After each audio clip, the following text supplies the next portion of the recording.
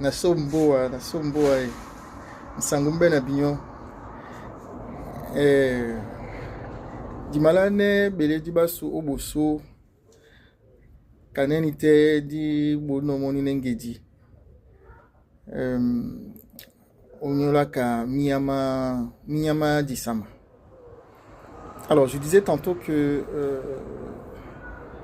je salue d'abord toute la grande famille Sawa, tous les locuteurs de la langue Douala. Et nous allons continuer l'enseignement, la transmission sur les jours de la semaine que j'avais déjà commencé lors de la dernière vidéo.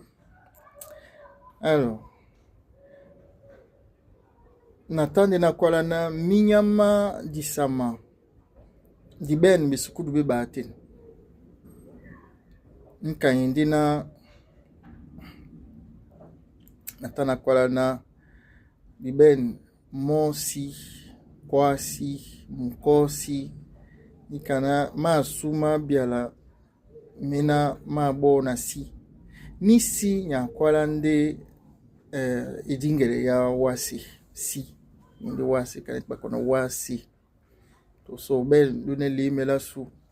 la mingi masu matete mpuna bakwana wasi bakwana ici si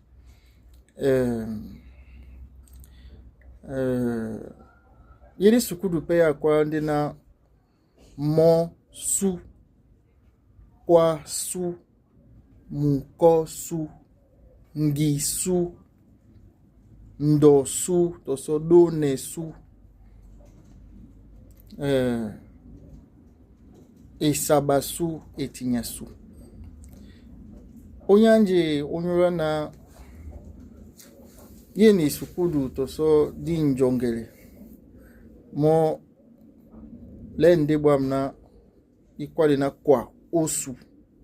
kwa nyasu ni kabunya bwa su bunya bwa kwa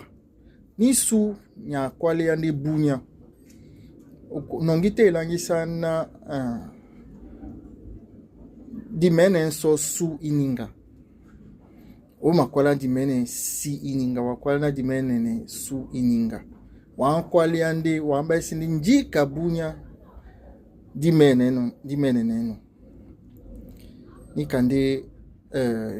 di njonge mola kwale na mpona dibole sengela e ala bunya to so